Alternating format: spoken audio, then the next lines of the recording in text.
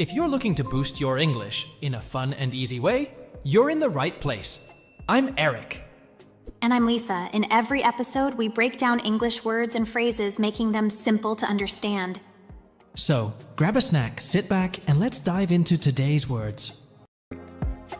Okay, Eric, will you say today's words? Sure, Lisa. The first word today is even though. Then we will continue with to mention, and accurate, then reliable. And the final one is beat around the bush. It seems that there are 2 adjectives, 1 verb, 1 phrase, and 1 idiom, right, Eric? Yes, Lisa, that's right. So let's start with the first word. The first word is even though. Even though. Even though. It's a phrase we use to express difference. It means the same as although, or despite the fact that. We usually use it at the beginning or in the middle of a sentence. Let me explain it more simply. There are 2 situations. For example, yesterday it rained, and I went on a picnic. One situation cannot stop you from doing the other. For instance, the rain did not stop me from going on the picnic. In this case, you can use even though. I went on a picnic yesterday, even though it rained. Or she got the job even though she was the youngest candidate. It shows that her age was a disadvantage, but she succeeded anyway. Absolutely, Lisa. Let me give you another example, Eric, so that our viewers can understand better. Okay, Lisa. Even though I was tired, I decided to watch the late-night movie. Perfect. You were tired, but you decided to watch the late-night movie anyway. Being tired did not stop you from watching late-night movie. Those are simple and clear examples, Eric. Let's look at our example dialogue about the usage of even though. Let's say our characters are Tom and Sarah, and they're talking about going to a concert. I'm really excited about the concert tonight. Me too, even though the weather forecast says it might rain. Even though it might rain, I think we'll still have a great time. Do you have your umbrella? Yes, I packed it, just in case. We won't let a little rain stop us. That was a good way to use even though. Even though it will be bad weather tomorrow, the rain will not affect their opinion about going to the concert. What do you think makes this phrase so special, Eric? Well, even though allows us to talk about problems, it also shows that we can ignore them. It gives our words more meaning and helps us explain difficult thoughts or situations in a simple way. Absolutely. Knowing how to use even though correctly can really improve your English conversation skills. And remember everyone, practice makes perfect. Try using even though in your daily repeat to learn it. Even though some words may seem difficult, you can learn them easily by practicing. Well said, Eric. I hope our viewers understood how to use even though correctly. I hope so, Lisa. Okay, the next word is to mention. To mention? To mention. This verb is used when we want to talk about something or someone briefly without going into too much detail. It's a useful and common word that is used in everyday conversation. That's right, Eric, and there are a couple of ways you can use mention in a sentence. Could you give us the first example, Eric? Sure, Lisa. Here's the first example. She mentioned that she was going to the store, but she didn't say when. In this sentence, mention is used to talk about going to the store, but doesn't give all the details. Perfect. I'll add a second example. Did I mention how much I like the cake you made? This question shows whether the speaker spoke about the cake or not. Those were great examples. Now, let's dive into a little sample dialogue using the word mention. Today, our scenario is about 2 friends planning a weekend outing. Did you mention to Rosa that we're planning to hike this Saturday? I did mention it, but she said she might have other plans. I'll ask her again to make sure. Okay, let me know what she says. It would be fun to have her join us. Definitely. I'll mention it to her one more time. That was a clear use of the word mention, showing how it can be used in a daily dialogue. Lisa, what did you think about the dialogue? I thought it was simple and effective. It really shows how mentioning can be used in different ways. Tom and Jenny were planning something, and they briefly mentioned telling Jack about it. Exactly, Lisa. And it's also worth noting that mention can be used in these two forms. The first one is to mention something, like I didn't mention the plan.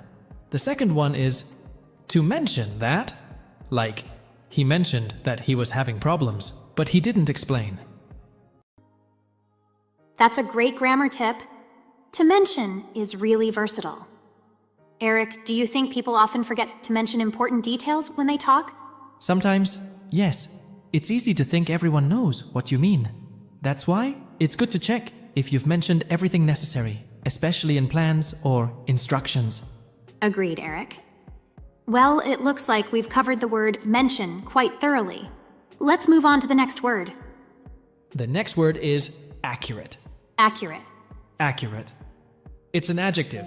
That means something is correct, exact, and free from any error. It's important when you need to be very specific about something. That's a great explanation, Eric. For example, you can say, the clock is very accurate. This means the clock shows the exact time. Or, the weather forecast was accurate. It started raining right at 3 p.m. Yes, and another example is, it's important to have accurate information when writing a report.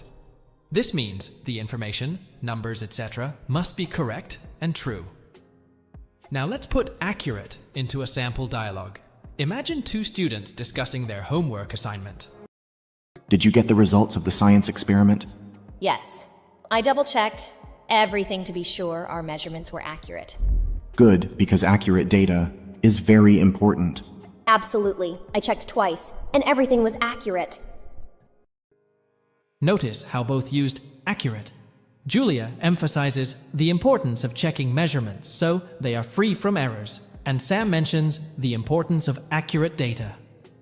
It's very useful, especially in academic and professional settings, right? Exactly. Lisa, can you remember a time when being accurate was very important for you? Definitely. When I was applying for a visa, I had to provide accurate details about my travel history. Even a small mistake could have caused big problems. That's a perfect example of the importance of accuracy. By the way, accuracy is the noun form of accurate. Listeners, try to think of times when being accurate helps you avoid mistakes. Yes, whether it's during studies, at work, or in daily life, being accurate can save time and trouble. Okay, Eric, let's move on to the next word. The next word is reliable. Reliable. Reliable. It's an adjective that means consistently good in quality or performance, and something or someone you can trust. That sounds like an important quality to have. Can you give us the first example sentence with reliable? Of course, Lisa. Here's one. We need a reliable car for our long road trip. This means the car needs to work well consistently without any problems. That's a practical use of the word. Here's another example. She is a reliable employee who always finishes her tasks on time. This shows that you can trust her to complete her work on time. Great examples, Lisa. Now, let's set up a sample dialogue. This time, let's imagine two friends talking about planning a birthday party. I think we should hire that band for the party. Are they reliable? Yes, they're very reliable. They always show up on time and their music is fantastic. That's good to know. Reliable people are important for making the part fun. Absolutely, I'll book them today. We can trust them to make it a great night. It was a good example of how to use reliable in a conversation. Lisa, when do you think it's important to have reliable people and services around? Being reliable is essential in almost every aspect of life, Eric. Whether it's at work, in personal relationships, or even the services we use daily, like public transport. I agree, Lisa. Okay, what do you think makes someone or something reliable? Consistency is key, Eric. Doing always what you say you will do makes a person or service reliable. True, Lisa. And it's very important to have reliable friends. When you need them, you know, you can trust them. I agree. And in your opinion, what makes a source reliable, Eric? A source is reliable if it has a history of accuracy and if it is respected by others in the field. That makes sense. Being reliable is an important quality, whether it's a person, a car, or information. Exactly. And that's reliable for our listeners. Remember, if something or someone is reliable, you can trust them to be good or to behave as you expect. Yes, Eric. So now it's time for our last word. The last word is beat around the bush. Beat around the bush. Beat around the bush. It's an idiom that means to avoid talking about what is important. People use it when they do not want to get to the point directly. That's a very useful idiom, especially when you want someone to be more direct. For example, you can say, "Stop beating around the bush and tell me what happened." Exactly, Lisa. Another example is, during the meeting, he just kept beating around the bush instead of talking about the real problem. Okay, Eric, let's dive into a sample dialogue. Imagine two coworkers discussing an upcoming meeting. Do you think the boss will give us a raise this year? Well, he keeps beating around the bush every time I ask. He talks about budgets and future projects, but never gives a direct answer. That's frustrating. Maybe we should ask him directly in the meeting not to beat around the bush this time. Good idea. It's better to have a clear answer so we can plan accordingly. That's a helpful example. Now let's talk about it. Do you ever find yourself beating around the bush, Eric? Sometimes, when I'm nervous about someone's reaction, I might beat around the bush a little. I think we all do it sometimes. It can be hard to be direct when you're worried about the result. True, but I've learned that it's usually better to be direct and clear. Definitely. Being direct saves time and prevents misunderstandings. Exactly, and that's beat around the bush for our listeners. Try to be direct in your communication and avoid beating around the bush. Okay, Eric, I think we have reached the end of our podcast. Yes, Lisa. Thanks for joining us today. We hope this episode helps you communicate more clearly. I look forward to seeing you next time on Simply Explained English, where we'll continue to explore English in simple terms. Goodbye, everyone. And remember, clear communication is the best communication. Bye-bye. I am Lisa. I am Eric. In each episode, we explain 5 English words or phrases in simple, basic English. Whether you're a student, a professional, or just someone who loves learning English, this podcast is for you. So let's get started and make English simple and enjoyable together. What are the words today, Eric? The first word today is ambitious. Then we will continue with in spite of. And to run away. Then, so far, so good. And the final one is on the go. Today's words are really interesting. Yes, they are, Lisa. Okay, the first word today is ambitious. Ambitious. Ambitious. Ambitious means having a strong desire to succeed or achieve something. Ambitious people usually work very hard and have big goals. Exactly, Lisa. For example, we could say, she is ambitious and plans to start her own company. This sentence shows that she has big plans for her future and has been working hard to make them. Good example. Another sentence could be, he's very ambitious about his studies. This means he is very determined to do well in school. Perfect. Let's imagine 2 athletes, Laura and David, talking after training. David, you've set some ambitious targets for this season. Yes, I want to be a champion, and for that I need ambitious goals. I agree with you. You need to be ambitious to achieve big goals. That was an inspiring example. They both use the word ambitious to describe their goals. It's good to have ambitions. By the way, ambition is the noun form of ambitious. Thank you for explaining ambition, Lisa. Let me give you an example of ambition. She had always had some ambition to be a pilot. That's a good example. Let's go back to the word ambitious, Eric. Were you ambitious when you were younger? I was, Lisa. I was very ambitious to become a teacher, and here I am.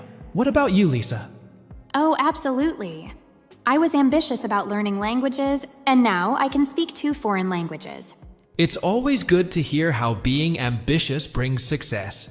I think it helps people make goals and work hard to achieve them.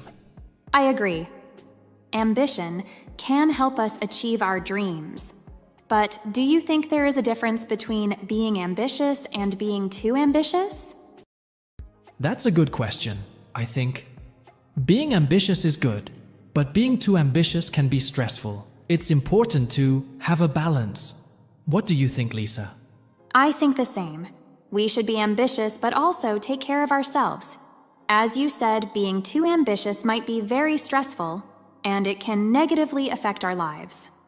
And that's ambitious for our listeners. Remember, being ambitious means having a strong desire to achieve something great.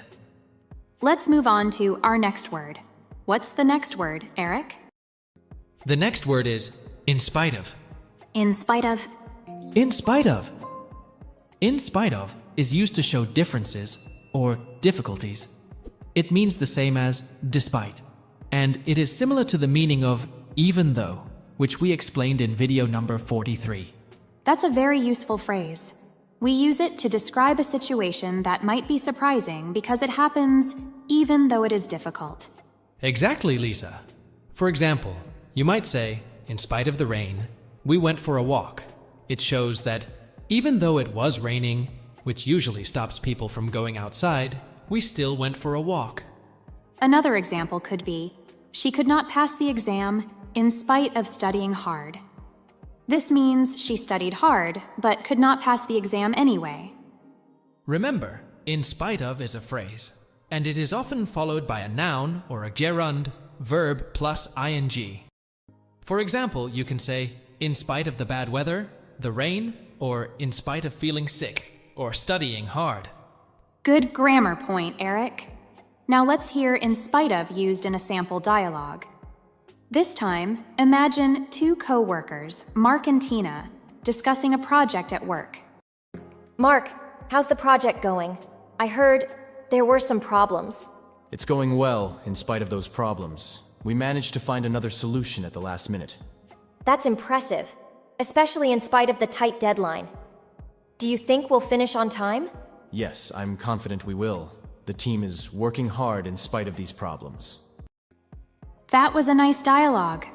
Mark's team is doing well in spite of some problems.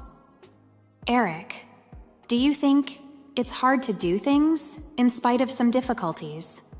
Yes, sometimes it can be hard, but it feels good when we achieve our goals in spite of problems. I agree. Overcoming difficulties makes us stronger. Do you have an example from your life? Yes, I do.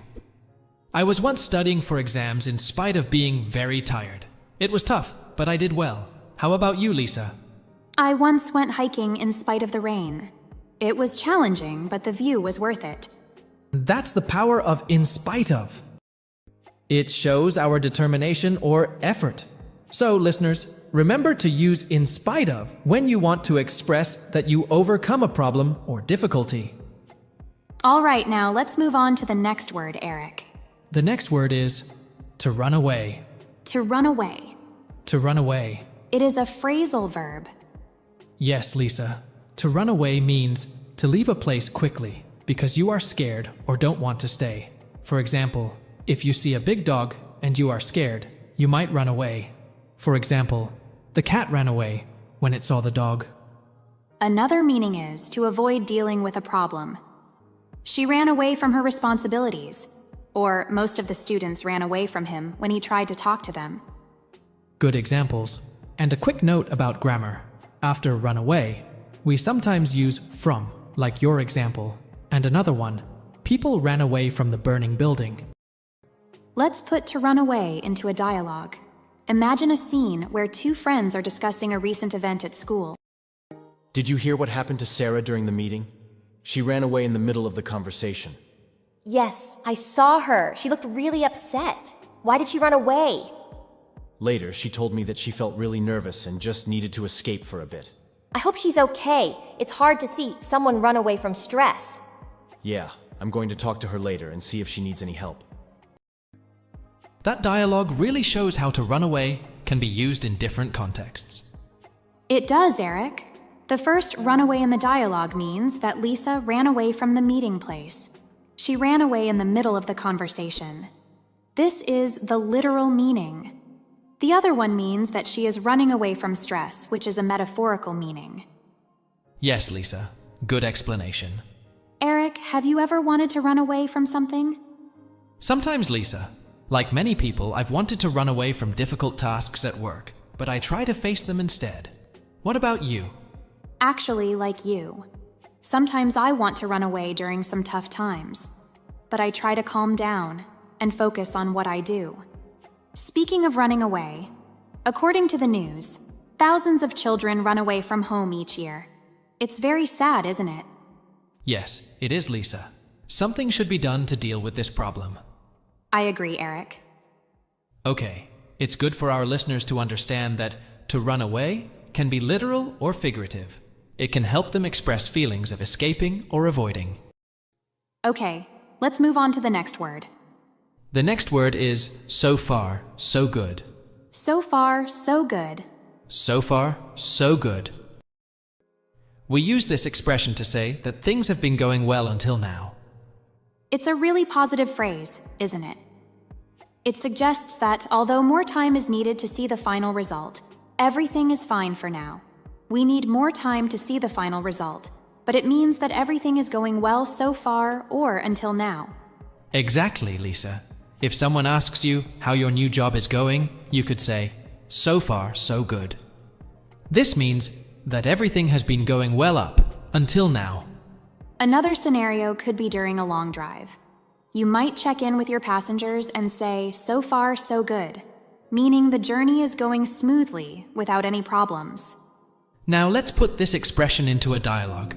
Imagine two students working on a group project together. How's the project going, Jenna? So far, so good. I found some really useful sources.